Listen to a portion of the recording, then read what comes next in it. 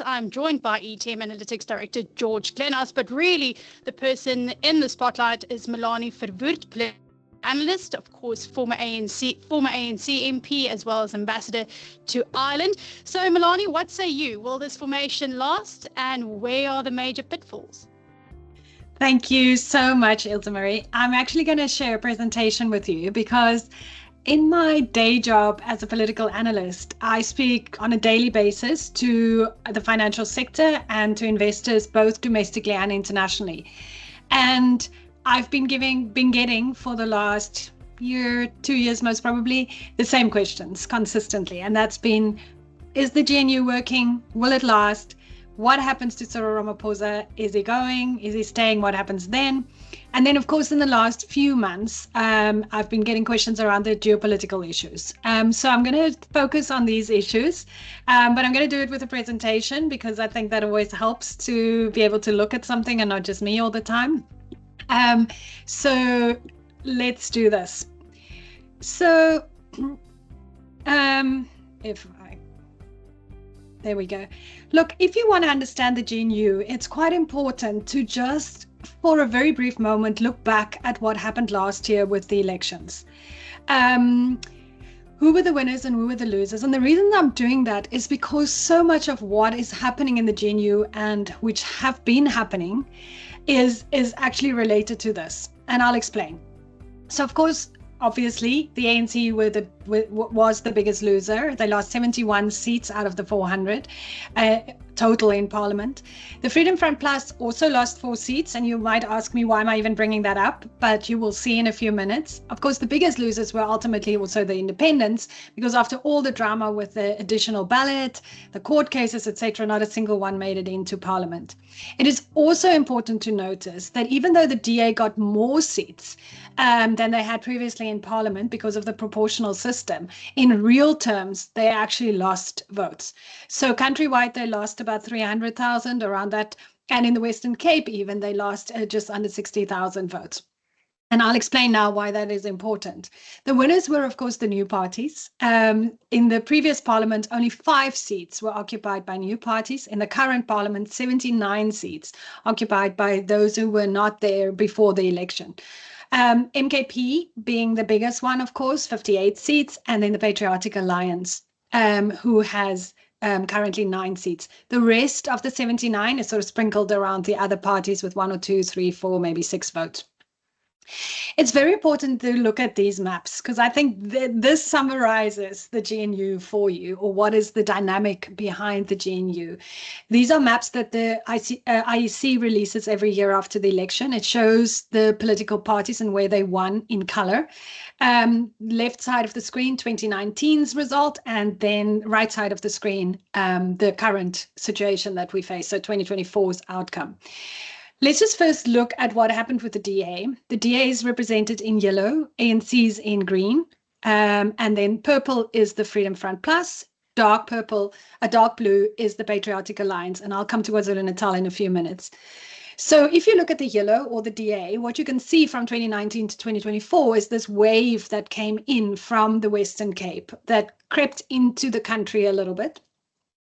In particularly when you then look at the purple spots, which is the Freedom Front Plus, you can see how the DA started to gobble them up. And I'll get back to that. The other interesting thing in terms of the DA situation is if you look at the 2024 map and you look at the dark blue, which is the Patriotic Alliance, they were, of course, not there in 2019, but in 2024, not massive, but significant support that they got. And of course, it's in the Northern Cape, the Western Cape, and then a tiny bit in the Eastern Cape, all in the rural areas.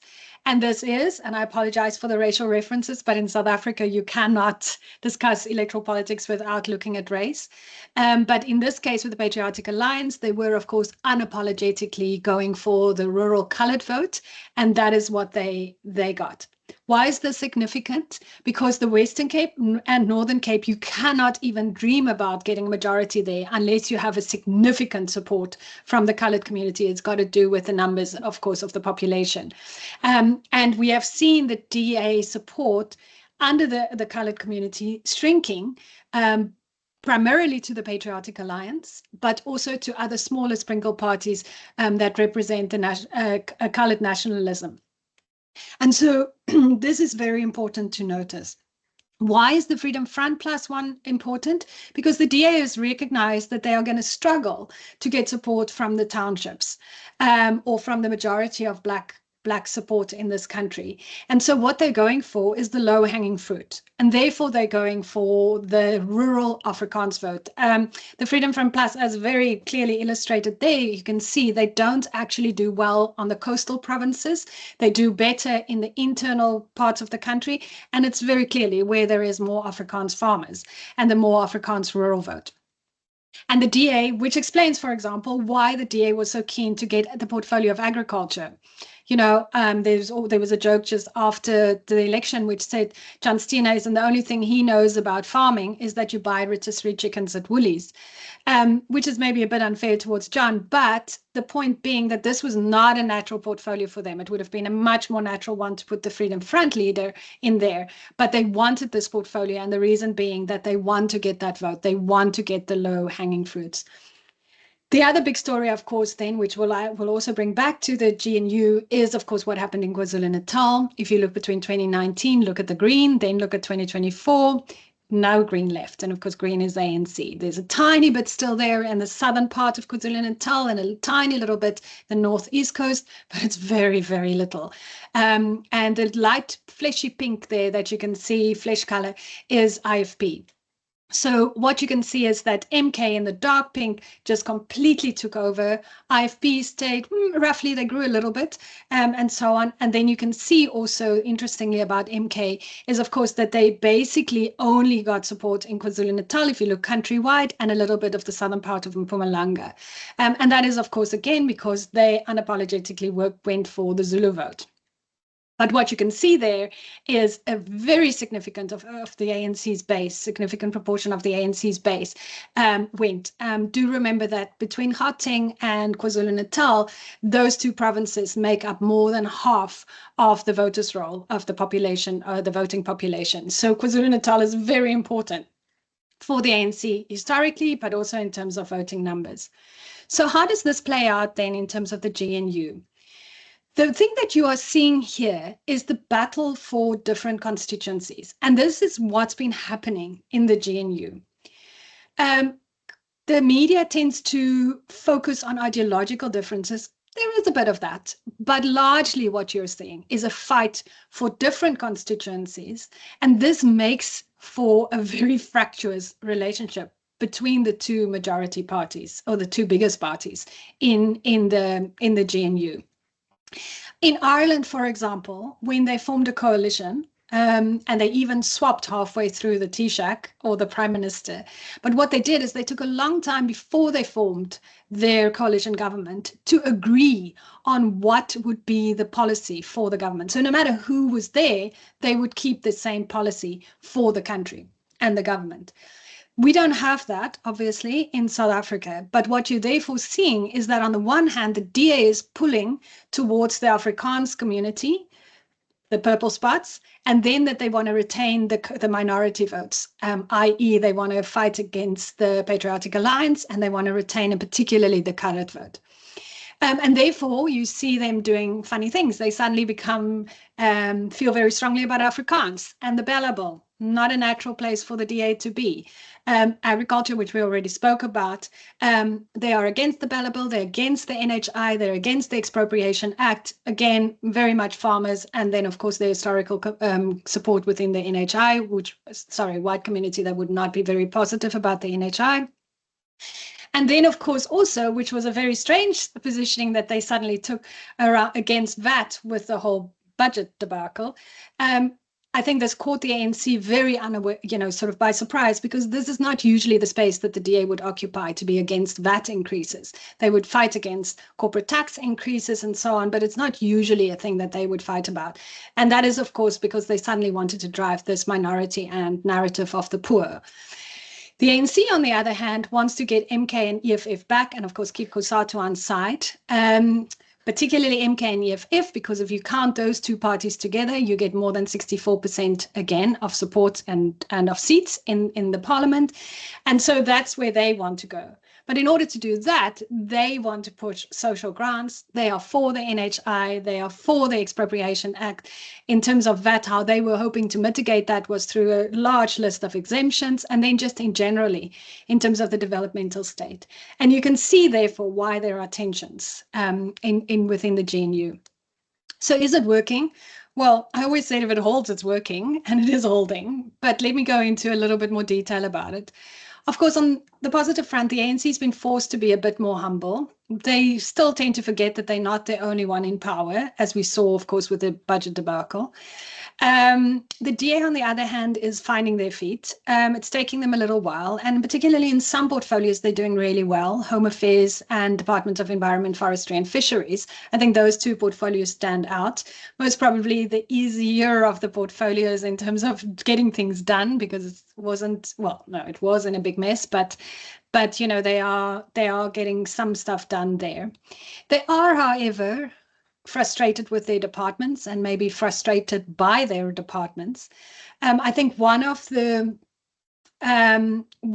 biggest damage or horrible things that Zuma did, or the biggest damage that he did to this country, was the fact that he destroyed our civil service to a large extent. And so most of the good civil servants left.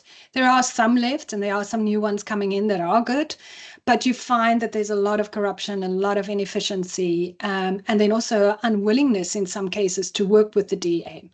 The other issue that is frustrating to the DA, and which people don't always understand, is the fact that ministers can't just bring in new policies. So I think before the election, there was a lot of hope from DA supporters that the DA will come in and they will change this and they will do that and they'll bring in new and they'll scrap that. Not quite how it works. Ministers do have powers, but it's usually in terms of implementation. And then if there are enabling legislation that allows them to pass regulations, they can do so. But they can't just bring in a new policy. To do that, they have to take it through cabinet. And as the agreement in terms of the GNU stands, 60% of those in the cabinet needs to support that new policy change. So in effect, what that means is if they want something changed, the DA, the ANC has to agree to it. And so it's not as easy as just changing things. This is why, for example, why Schreiber is doing well in Home Affairs, because, of course, what he needs to do is change basically implementation. He needs to make that more efficient, and that he's been doing. And there are the other stuff he's been able to do through regulations. There's not major policy change that needs to happen in Home Affairs. And that's why he's not had such a lot of difficulty as, for example, when you're talking about education, communication, which has struggled, even public works, etc. The competition has been mostly good. There's been one or two little issues where maybe it wasn't good, between a fight between a minister and deputy minister, but mostly I think it's woken up the ANC a lot very quickly after the GNU started. The ANC, there was a big debate in the NEC of the ANC about why the DA is getting so much more attention than they are from the media. And that's the kind of competition that you want. And so there's not this sort of laid back attitude. And most probably one could define it as a very intense arrogance that developed over the years from the ANC ministers. Yes, there are policy differences. We've spoken about that, and one can definitely include also some of the budgetary issues and foreign affairs. But are these threats? I don't believe that the ideological differences are the biggest threats. That is usually where the media focuses, like I've said before, but I don't believe that's the biggest problems. I think at that stage, you know, when they get to ideological differences, they can usually smooth it out, as we've seen even now with the budget process, as long as Cyril Ramaphosa is there and a willingness to do that, and I think there is. Some people point to the provinces, and particularly Gauteng and KwaZulu-Natal, and say that that's going to be a threat for the GNU because in Gauteng's case, of course, Lesotho did not invite the DA into the GNU, or they couldn't get an agreement. And then, of course, on the KZN side, it's such a tight coalition, it hangs all on one seat. Again, I think those matters can be resolved and will be resolved. I think the biggest danger, and I've consistently maintained that, and that's every time where we get very close to the abyss, it lies in tone. I think the DA in particularly does not always understand how painful it is for the ANC when they, and how infuriating, when they point and in the manner which they speak to them, which the ANC certainly sees as patronizing, and sometimes they feel that it borders on racism. And particularly Helen Zille, who's of course not part of the GNU at this stage, when she's outside, the tone that she uses, the way, the dismissive tone that she speaks about DA people, about ANC people, excuse me, they find that very, very hard. And I think there's not always a very good understanding about how deep the wounds in our country go and how recent it is actually still, some of the hurt that so many of our senior cabinet ministers and senior ANC people have suffered. Helen Zille has now, of course, said that she wants to go for mayor in Johannesburg. It's an interesting thing that suddenly developed. She's not from Johannesburg, but if nothing else on a national level, I think it might be a good thing that it will keep her a bit more occupied in Johannesburg. And she might be not so much inclined to sometimes make very painful and damaging statements when it comes to the GNU. The DA, of course, often threatens to exit the GNU. I don't think that's wise. I think you can only call wolf or fire so many times and then people stop believing you. But of course, it does create wobbles in the market, and it does particularly concern foreign investors who don't understand always or don't have the time to deal with South African politics in such intricacies and details as we do back here. And in any case, I think once you look at the numbers, you know that is actually not really what's going on, because it is all in the numbers, really. You can talk ideology, you can talk tone, you can talk personalities, but ultimately it all is in the numbers. The magic number, of course, being 201, that you need to get a majority. To pass in particularly the budget and money bills. You don't need 201 constitutionally to pass ordinary legislation, but of course you only need at that stage a majority of all of those in the House, present in the House, and you just need a quorum in the House. But of course it's dangerous, because if you don't have the support of the majority, you might suddenly find that the opposition gangs up and then you don't pass your legislation, and then you're in big trouble as the majority parties. So at the moment, as things stand, the total number in the GNU is 288. So those are all the parties that you see there on the circle. Without the DA, there's 201. So you would say, well, they have it, right? 201, that's what you need. Yeah, except that is too tight. There are often vacancies in Parliament, so you won't have the 201. People are sometimes late, people are sick. People get locked in the toilet. There's all kind of sabotage that can go on a tight vote. And as we saw, for example, with the first financial fiscal framework, somebody just gets locked outside the door because they're not on time to get back into the House. And then, of course, you can't pass it. Yes, they could try the smaller parties. ACDP has 3 votes, but the ACDP will never go with the ANC because of their position on Gaza. The NCC, unlikely to go with them at all. This BOSA and Action SA would most probably be open to some negotiations. So that gives you an additional 8 votes. But even that, when you get to 209, is very, very tight and most probably too risky. So what you are seeing here is really a marriage of inconvenience from both the ANC and the DA side. So the future for the GNU, as far as I'm concerned, is safe. I wasn't worried about it. I've never been worried about it since it was formed, in the sense that it would break down. I think it comes close at times, and that's usually around, like I said, tone. But for now, I think it is particularly safe. They do have the conflict resolution mechanism, which it's still not always working, but it's there. So in terms of ideological differences, that's where they go. And then when it gets to the more tricky things, as long as Cyril Ramaphosa is there, despite the pressure from COSATU and the SACP, of course, who doesn't want the GNU, he is always been able so far, and that is his happy space, is to seem to smooth out these differences that occur.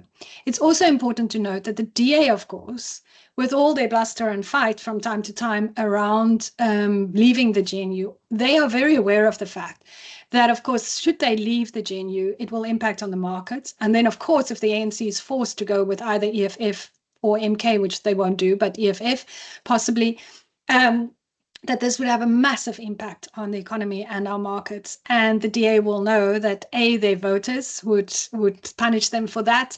And secondly, the business community, which largely, not exclusively, of course, but largely are the DA's bigger supporters, that they would certainly react very negatively. And every time we know, both in the forming of the GNU and even when there's been difficult times, the business community has played a key role in telling the DA to sort it out and to stay in there.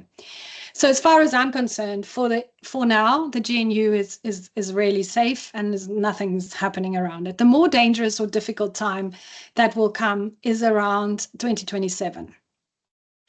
And the biggest question is then what will happen at the ANC's elective conference, which will be held around the end of 2027. Firstly, the question, will Cyril Ramaphosa again stand as president of the ANC? He can stand as president of the ANC. He cannot take another term as president of the country, of course, but he can certainly stand as the president of the ANC.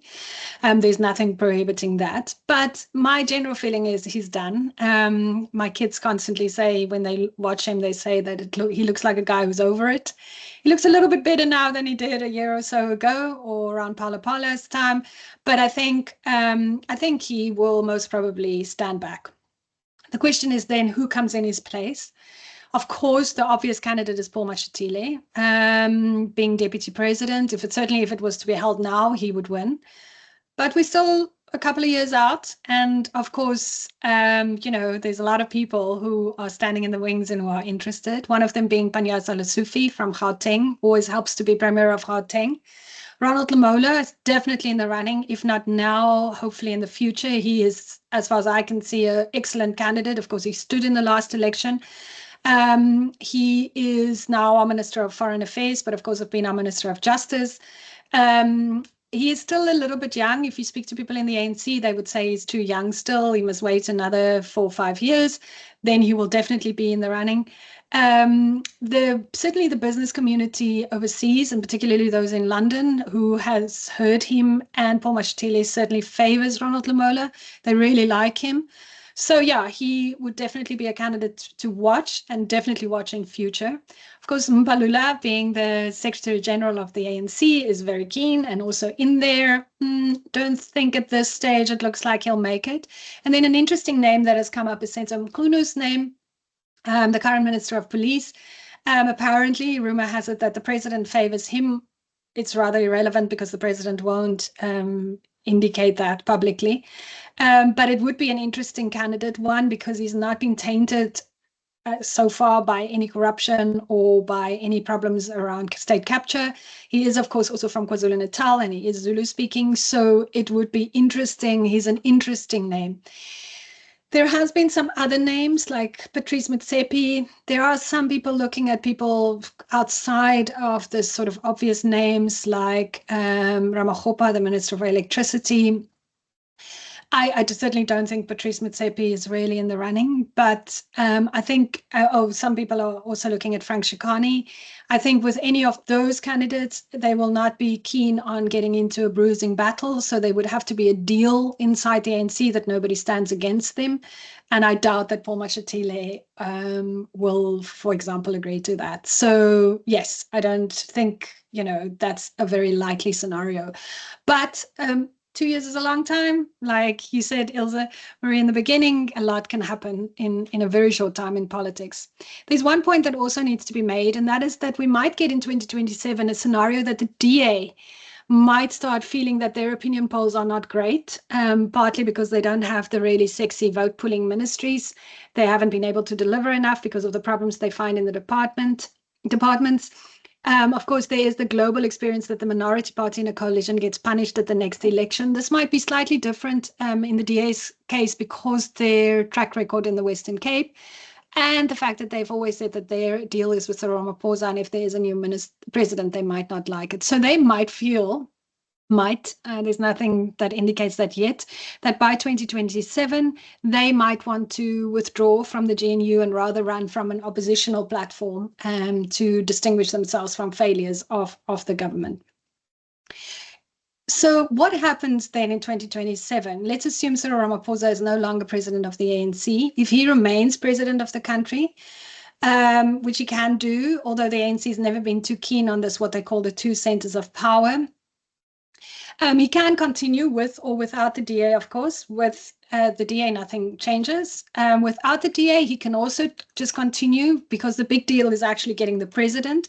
He can appoint other ministers just in the DA ministers' places. That's what would have happened or will happen if the DA just leaves now, either from other political parties or currently in the GNU or just with ANC candidates. And then he will just need to make sure that they have enough votes for the important votes in parliament. However, if there's a new ANC president, you have to make a new deal, because if the ANC wants to have the president of the country, which they definitely would want to do, they would need to get the 201 votes for the election of the president. So they would either then have to make a new deal with the DA and or otherwise with any of the other remaining small parties so that they get the 201 votes. Or if they can't do that, so if the DA is out and they can't get it with the other parties enough, then of course we are back at the EFF and the MK scenario, which is not great. And we know that that would impact on our markets. Let me then just quickly turn to EFF and MK, because I do get a lot of questions on that. As far as MK is concerned, of course, complete organizational disarray, very little policy. This was a party that was created not because of pro certain things. It was because it was a revenge party against the ANC, and maybe not even as much against the ANC, but against Cyril Ramaphosa personally by Zuma. That's why he wanted to still stay a member of the ANC. The question is, of course, what happens and how much of a, if Zuma goes, and how big a role is he in this whole scenario? Will he just stay as a Mugabe, for a long time, even not being that active at the moment, as we've seen over the last few days? Again, he's still very, very active in the party, very outspoken. He's supposedly ill. I mean, that's why he originally got out of jail. But clearly not too sick to still make babies, because he's recently had a baby again. So yes, I mean, I think that is one of the biggest questions remain, to what extent is MK just linked to Zuma? Floyd Shivambu was certainly a factor which had to be taken into account, because he's such a brilliant organizer, and he was supposed to then get the organizational structure back inside the in MK, but he's now gone. So that has left them. And of course, they do also have legal problems around various issues, but in particularly also around Zuma's daughter, Zuma certainly wants to take over MK, but she's in trouble because of her, she's being prosecuted for her involvement in the 2021 riots situation. The EFF, on the other hand, is also hurting, of course, not only because so many of their people and also voters went towards MK, and that's painful for them. And they've always had a weakness, and that is their over-reliance on Malema. You can see it in the opinion polls. You can just see that it's the support of EFF, of the support that EFF has is largely linked to the personality of Malema, and that weakens any political party. That's never a good idea. So the question is, if Malema at any stage leaves, or he's not as active or as he hasn't been lately, then what happens? They've also struggled to sort of figure out how to position themselves. Now, they were always the one in parliament who were the most radical. They were the ones who were thrown out. They were the ones who did all the shouting. Now MK is doing it more effectively than they are.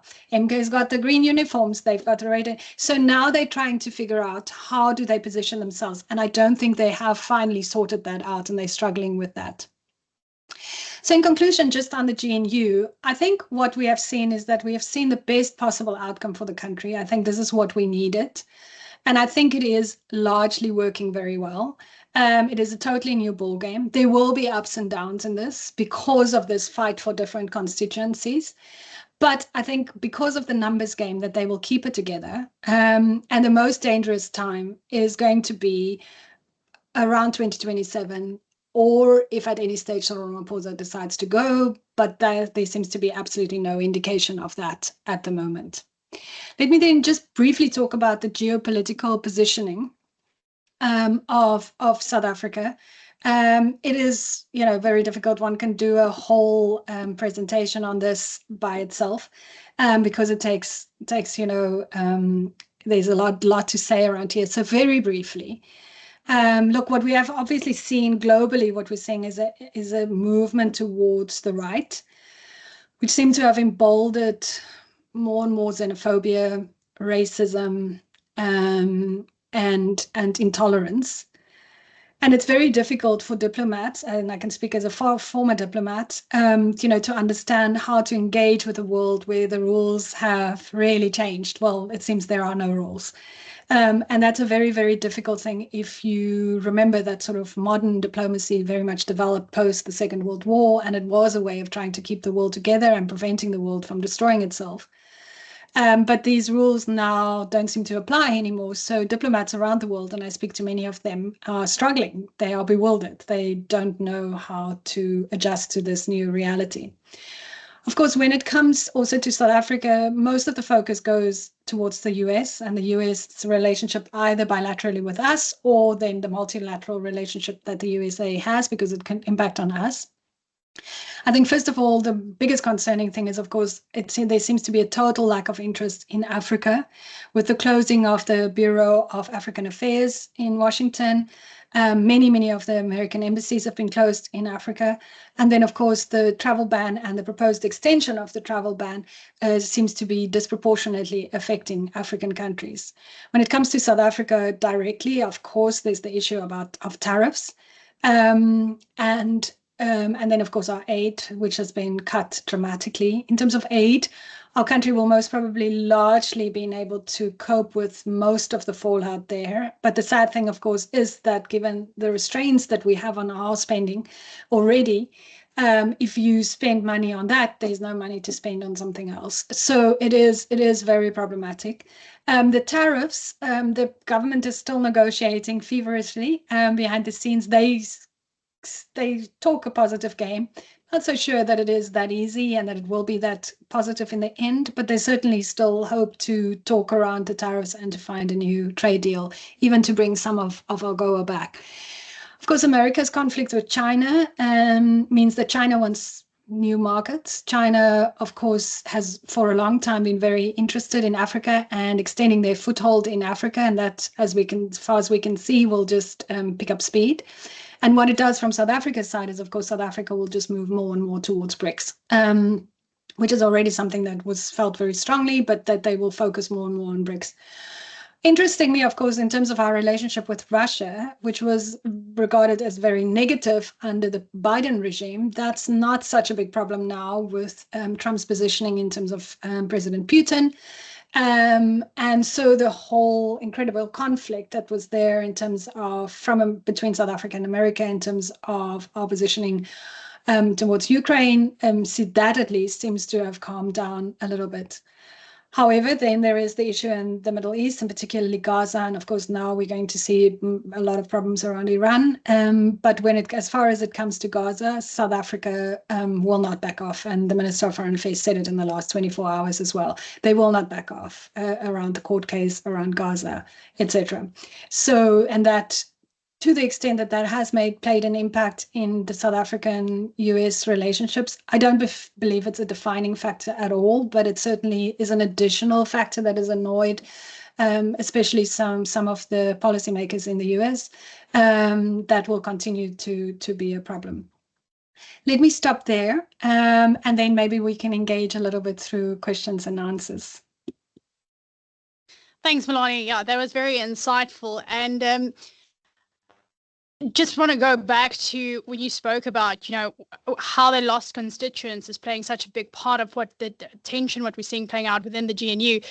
And to me, it almost then, paints a picture of the ANC finding itself between a rock and a hard place, right? Because it's almost in this vicious cycle by pandering to constituents that they've lost before, by and large due to, the economic failures, especially under the Zuma administration, and they're trying to get back at those, to try to get those constituents back by backing policies like expropriation, which we believe will just further hurt the economy.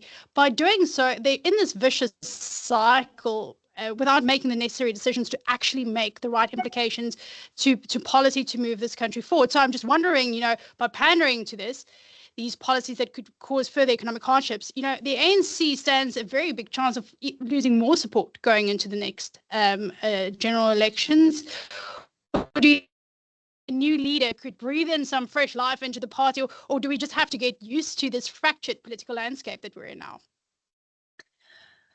I was listening recently to, just over the last few days, I was listening to people who sent in voice notes and comments to talk radio about, and it was Johannesburg-based talk radio. So it was a big population, wasn't just the Western Cape, which you understand is a very critical against the ANC.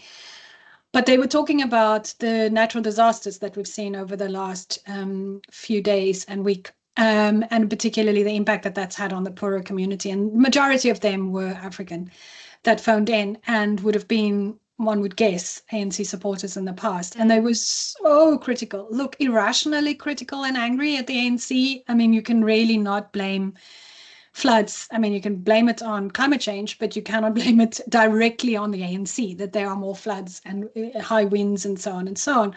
But of course, they feel that not enough was done in terms of building safe structures, not enough has been done. And even that, a lot of that is local government issues, about planning, et cetera, et cetera. Mm-hmm.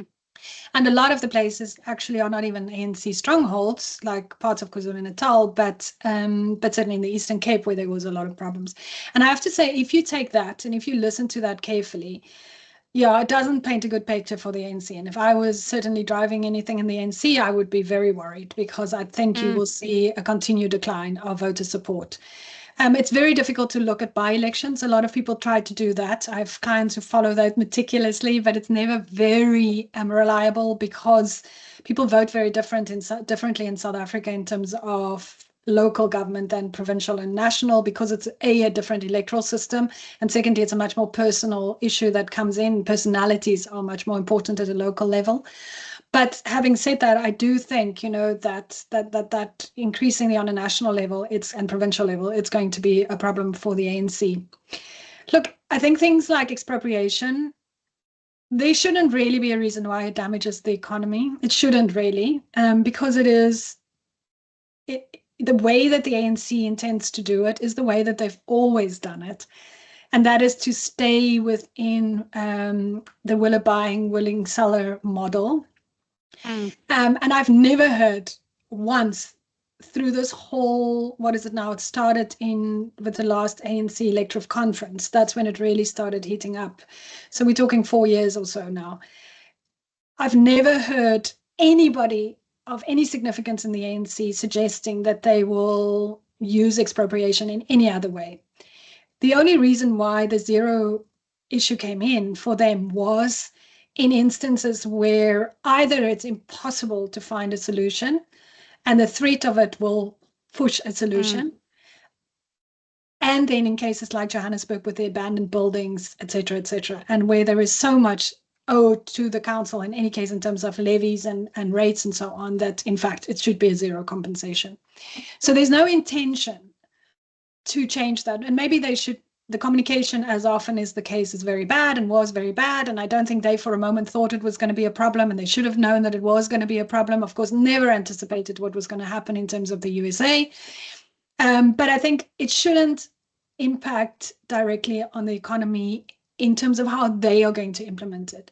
The point is, though, that if we do not do something, you cannot be as where we are and still say that 60% or so of agricultural land is still not in the hands of those who are not white in this country. So there's a lot of threats that's going to happen. There's a lot of unrest potentially around the land issue because it is so emotional. So the ANC is desperate to just show that they are doing enough.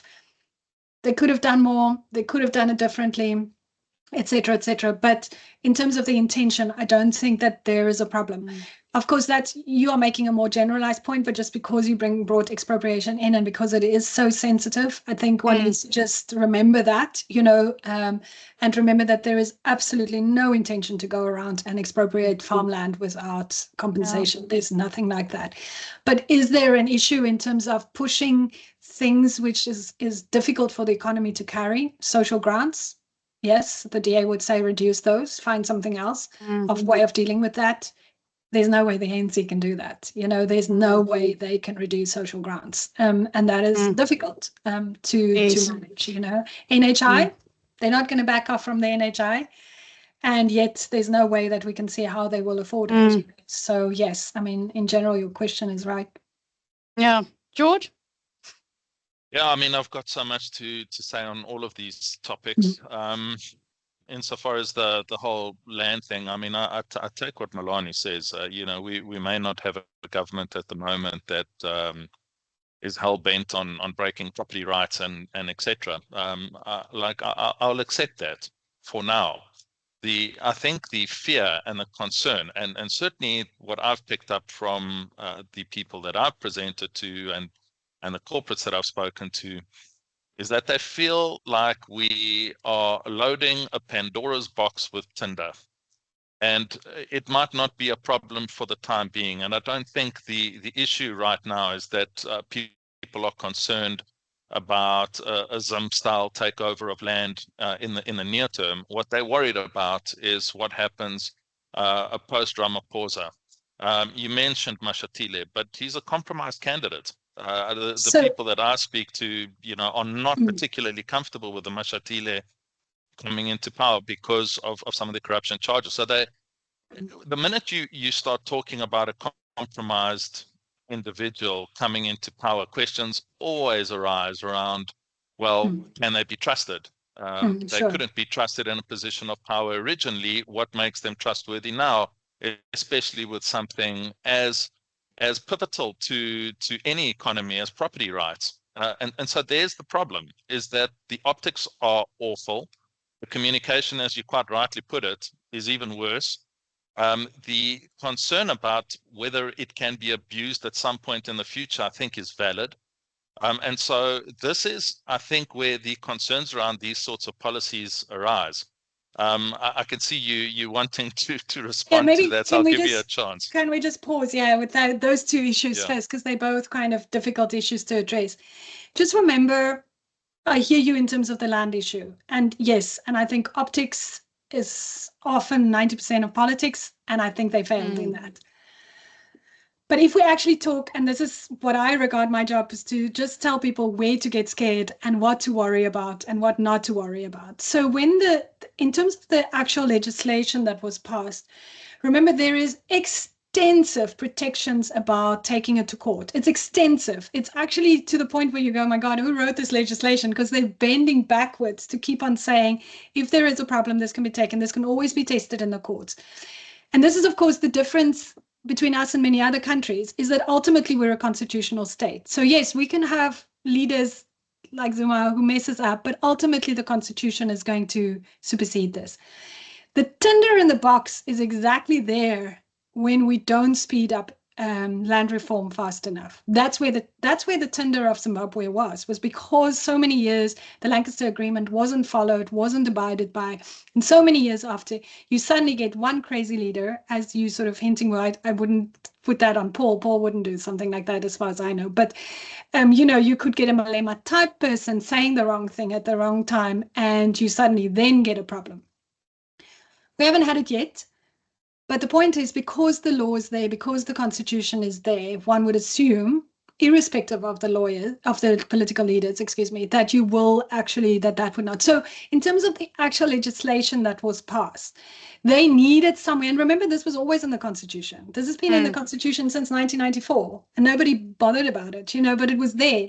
All that they needed to bring in is to say there are times where we actually need to move away from market-related values, for example, in the city of Johannesburg. Look, could they have made it clearer? Yes. Maybe even in the legislation. And of course, the legislation is now being tested in the ConCourt, and I think that's an excellent thing to happen, also in terms of our American problem.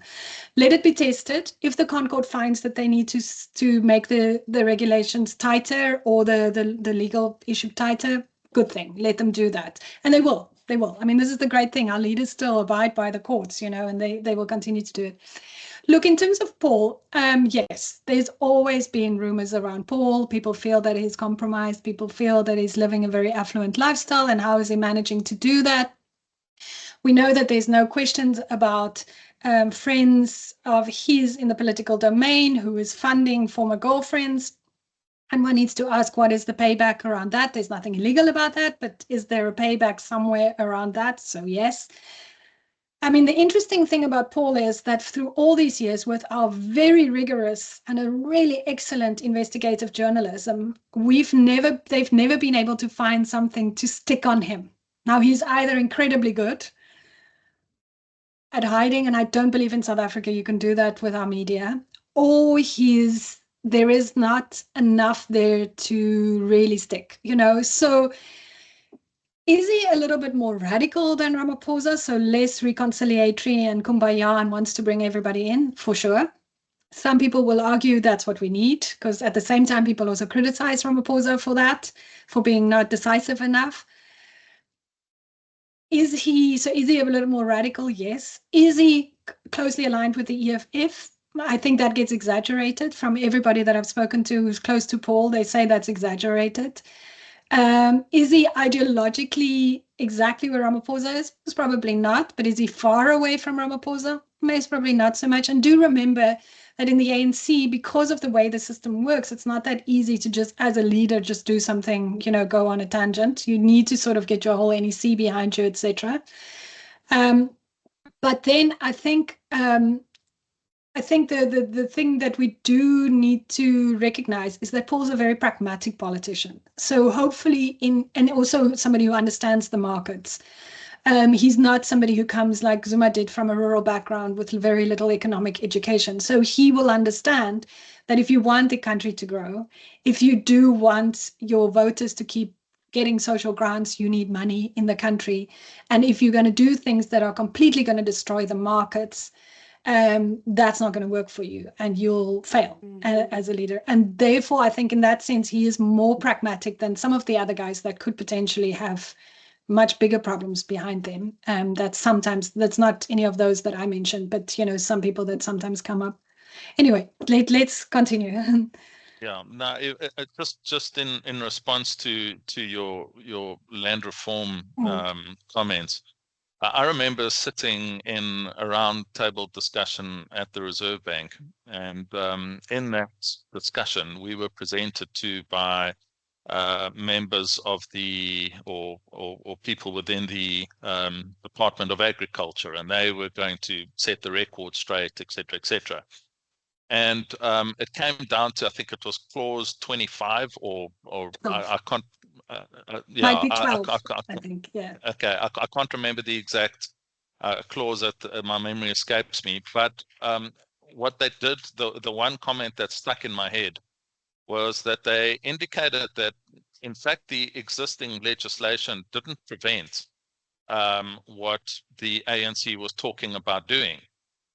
All that it did, it went out of its way to make something explicit that previously had been implicit in the existing regulations. So the comment was, and there were many questions in that particular session about, well, then why has the ANC waited so long? Why hasn't it done anything up until this point, if it's such a burning issue? And if indeed so many people want to own land, then why wasn't something done previously? The other point to make is that I remember a study conducted by Frans Cronje, and he went into rural areas and conducted a study of a couple of thousand households, and he asked them quite specifically whether they would prefer to own a parcel of land, however big, I can't remember, or rather move closer to urban areas, and it was overwhelmingly moving closer to the city. So this idea that people will jump at the opportunity to go farming, I think is a fallacious one. It's not borne out in the sort of the studies and the numbers. So there's questions. Can I just say something on that point? Just let me finish off by just saying there are questions about whether this issue is actually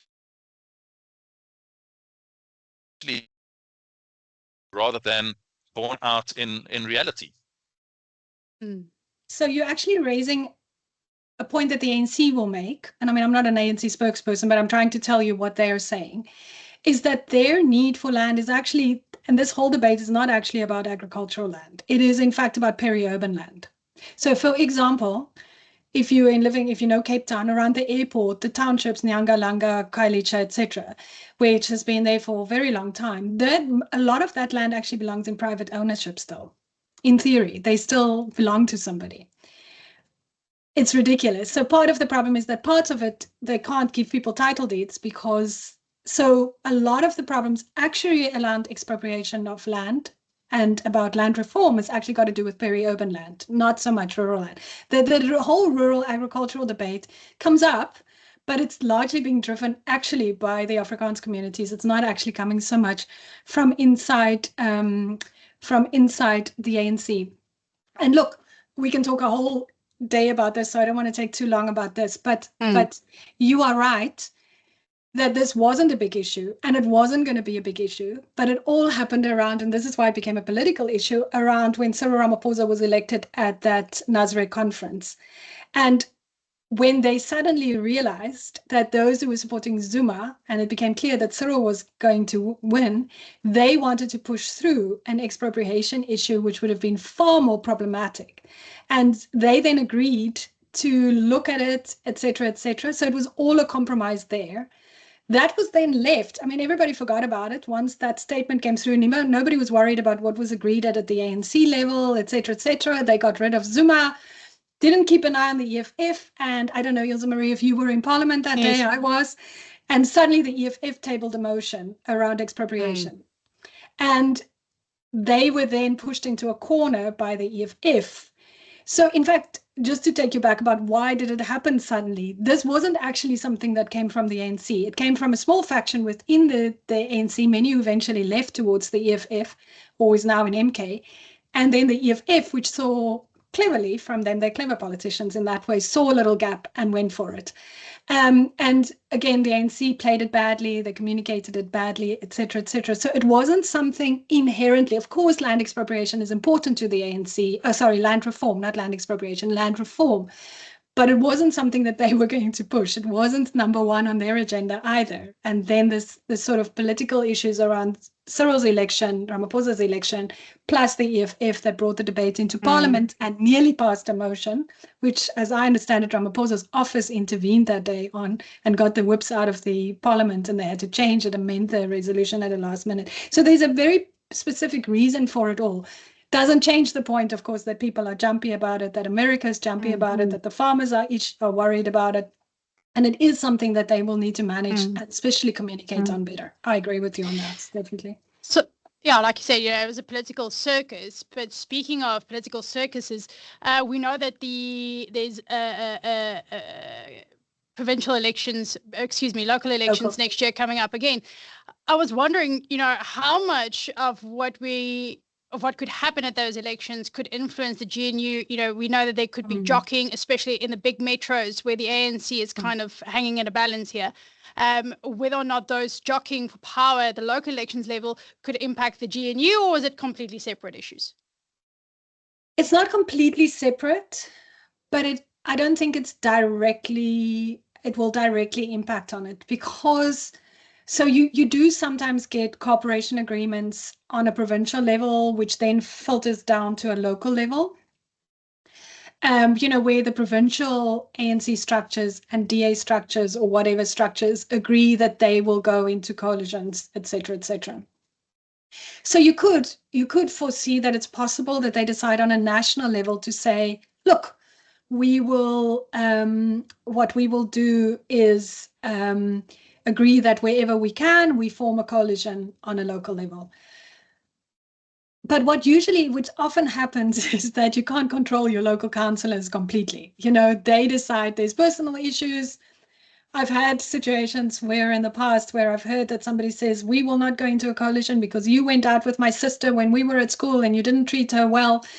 Personal issues play a much bigger role at local government level, or the balance of powers look differently, etc., etc. Like we've seen, for example, in Johannesburg, the difficulties and suddenly, the whole issue around Al-Jamaa and so on. So it depends very much local by local. So I don't foresee it playing a major role, and it certainly I don't think will impact on whether the GNU exists or not. I think what you might just see is, given the cooperation on a national level, that you might see that in some provinces, or even possibly national, but it's very tricky to do that, that you get an agreement about, where you'll form coalitions together. Makes sense. Can I end off with perhaps more of an international question, because maybe Melanie, you can shed some light onto this, because this is in my world something else that comes up repeatedly. Is what is the ANC's obsession with Gaza? Why does it have such close links to Iran? There's all sorts of rumors, and maybe you can dispel them or give credence to them, that Iran has assisted the ANC in funding it in some sort of way ahead of the elections. Ahead of the elections, and the payback was the court case, the genocide court case against Israel, and then further to that, we've obviously more recently had comments come out of the US indicating that they were going to look at investigating relations between some South African politicians and Iran.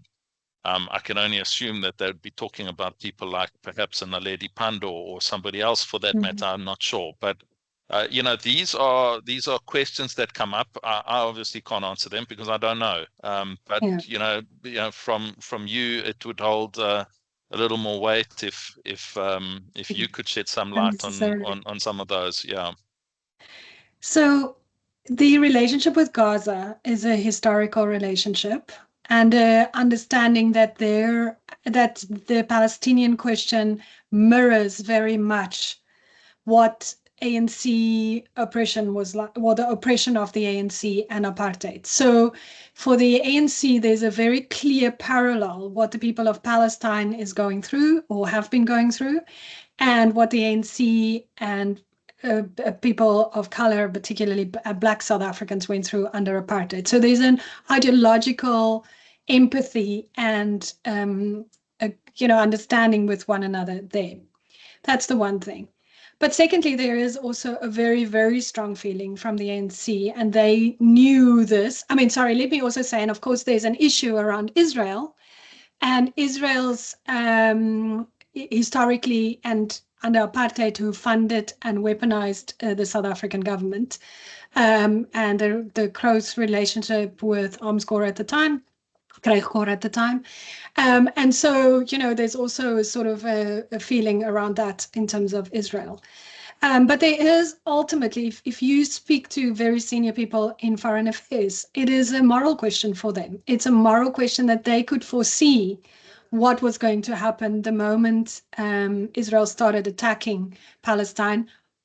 Of course, they criticize Hamas for what happened on October the 3rd. They could most probably do it a bit more passionately, but they certainly did, and they will continue to say that that was not acceptable.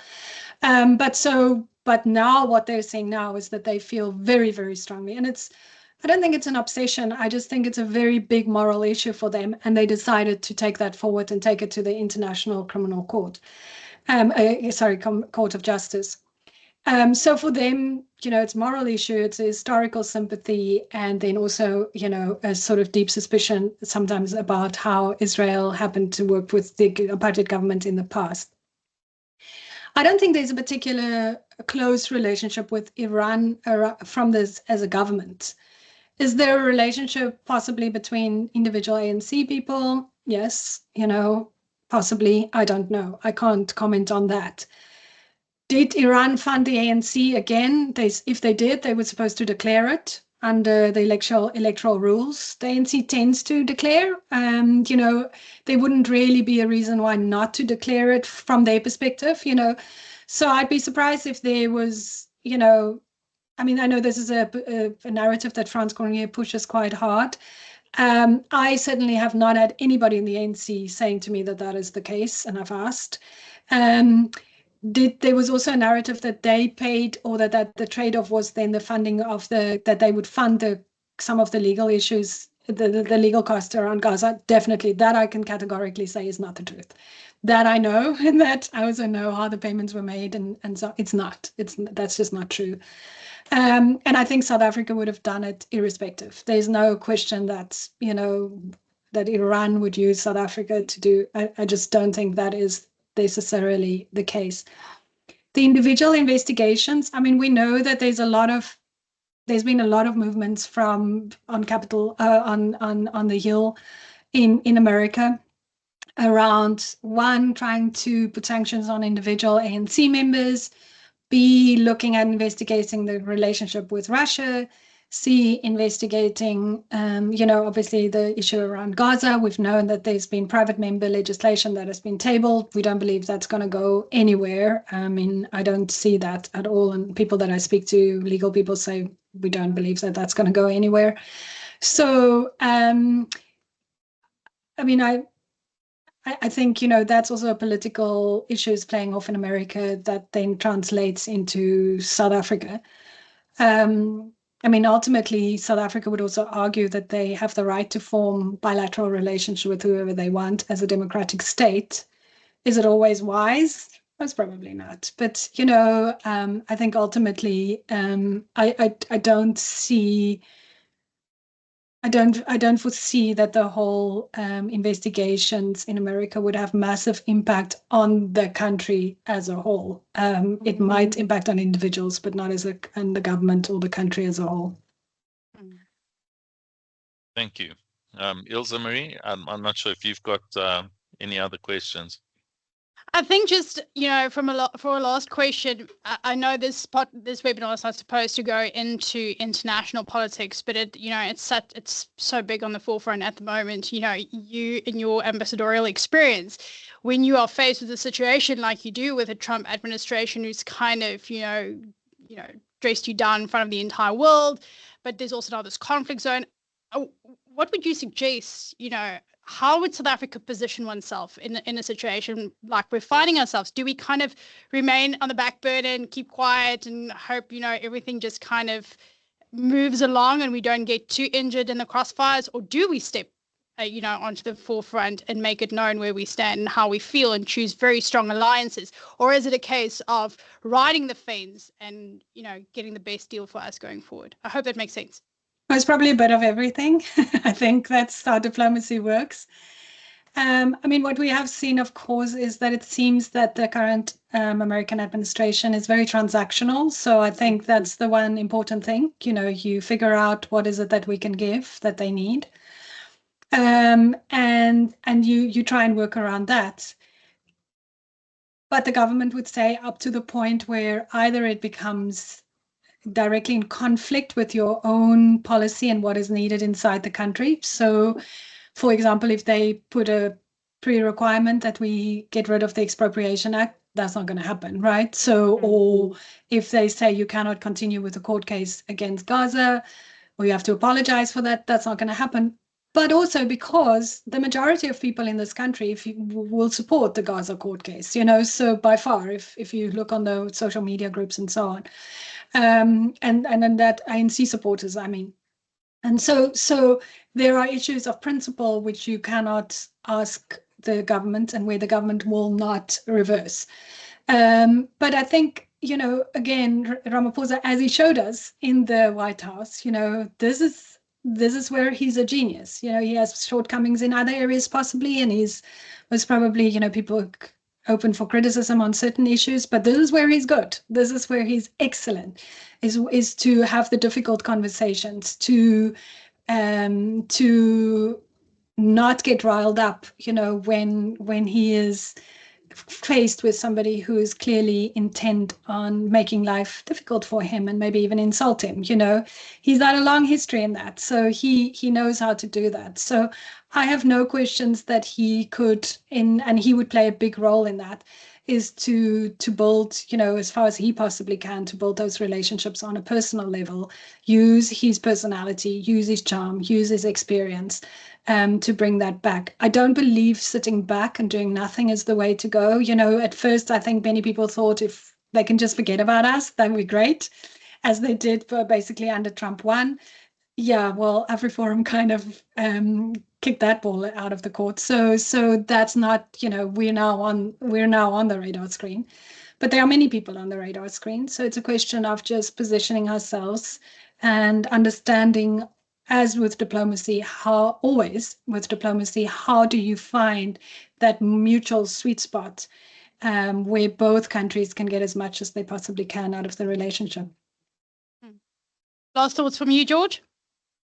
Yeah, last thoughts. I mean, there was something that Melanie said earlier in her presentation, and I don't know if she meant it in the way that I heard it, but she indicated that the ANC might like to reunify with the MK and EFF, or not in those words, but like in roundabout sort of way, she intimated that might be the case. And my question is, whether that's realistic, given the wide disparities of not just personality, but also the makeup of the policies of the ANC versus the likes of the EFF, for example, and MK.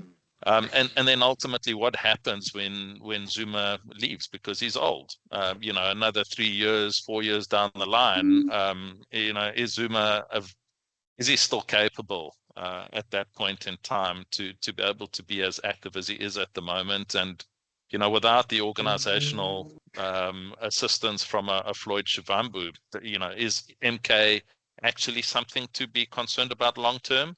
Or is it, like you indicated, it was a protest vote, and it dies away at the next elections, especially if Zuma isn't there to kind of like fly the flag? So let me just first say about and maybe I didn't phrase it quite correctly, what the ANC wants is, of course, to get the EFF, as many as they can, EFF voters and MKP voters back to them. I don't think they want to, I don't think there's any intention of trying to form a new party with all three, and there certainly is no idea of getting coalitions going with them. I mean, that would have been the easiest thing for them to do now with the budget as well. And you can see the resistance, I said that before the elections, that would be the last option for them. And it will only actually, if that ever happens, it's on the DA, because even as much as they disagree with the DA, as much as the tone of the DA irritates them and upsets them at times, they know that for the economy and the future of this country, it is far better to have a deal with the DA and those other minority parties than to have a deal with those parties formally. But what they would like is they'd like those voters to come back, because ultimately, the ANC didn't lose votes to the DA. They lost votes to two splinter parties from the ANC. And so what they would like, one slightly older, the EFF, but what they would like is those voters to come back. Will they get it? Well, that's a very difficult question to answer. And I mean, that brings us back to the question Ilse Marie asked right in the beginning about the ANC support, and will that keep on growing, or is that just failing naturally? Well, not naturally, but is continuously fading away because of the problems of inside the way the ANC is governing. And that's the big question. I was in KwaZulu-Natal just before the national election when it looked like MK, nobody was taking it too seriously yet.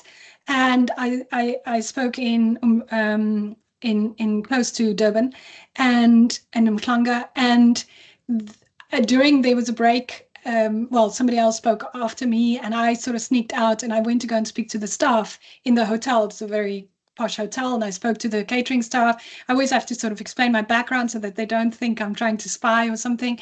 But once they trusted me, we started talking, and I was like, so how are you feeling about the ANC and MK? And what really struck me, and a lot of them eventually stood around me and we were chatting, not a single one said that they were going to vote for the ANC. Not a single one. And they were very, very angry at the ANC. So then I knew that things were going to look very, very different, because if you get that kind of, and them understanding that I, in the past, even though I haven't been an ANC member for a very long time, were associated with the ANC, for them to then be that honest with me, I thought, like, we are in trouble. And that's the problem, is unless the ANC can do major changes in how they are being perceived, the question is, where will they go?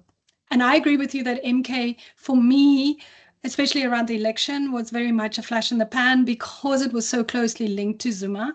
So MK, on the other hand, will have to get their organizational structures right. The question is how long their money will last, because we also, where is the money coming from? Because they clearly have money.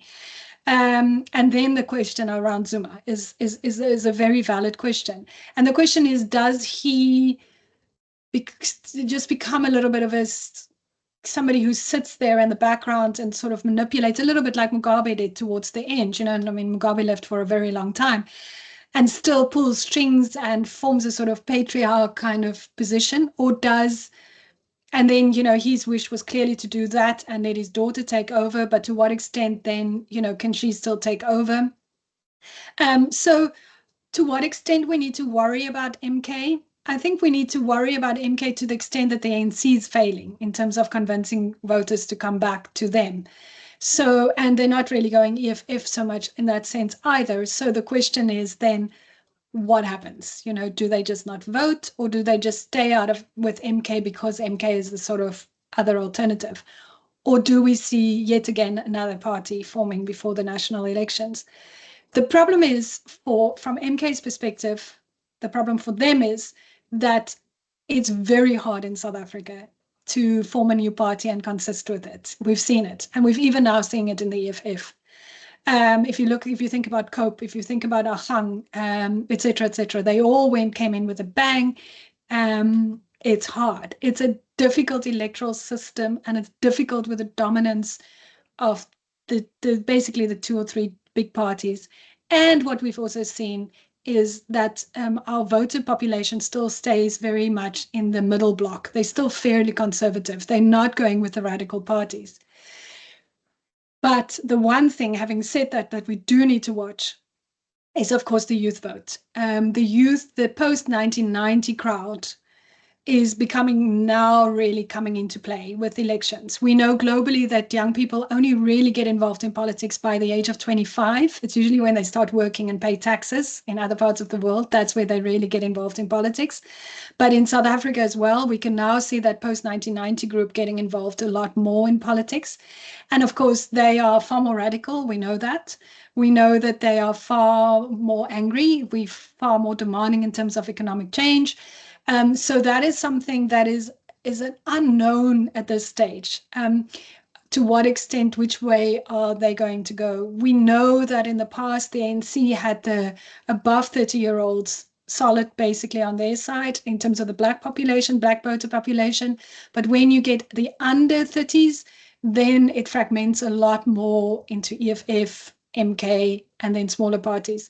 So the big question is going to be the youth vote in future, not so much what happens with the traditional voters that has been there, for a long time, or the older voting population. And nobody's able to answer that question 100%, because we also don't know if they actually, up till now, the turnout's been very low from young voters as well. And so we just watch that. Yeah, and still not a stronger showing from the DA ever. I mean, they just never seem to appeal to the masses. No, and part of that is leadership issues, and particularly racial profile amongst the leadership. You're just not going to win in South Africa if your leadership looks the way the DA looks at the moment. You just know, no matter who they are, Yes. They're not going to make it. It's just not the game in South Africa. And you're not going to be able to appeal to radical young black voters if your profile looks the way it does between Helen Diller and John Steenhuisen. And now the DA, of course, have their elective conference next year. So it would be interesting to see what happens then. But, what we have seen now over the last, most probably two election cycles, is that strong black leaders in the DA just leave. They keep on leaving, for whatever reason, whether it is, and one can mention the names one after the other, they tend to leave. And so there's clearly an issue that hasn't been resolved inside the DA.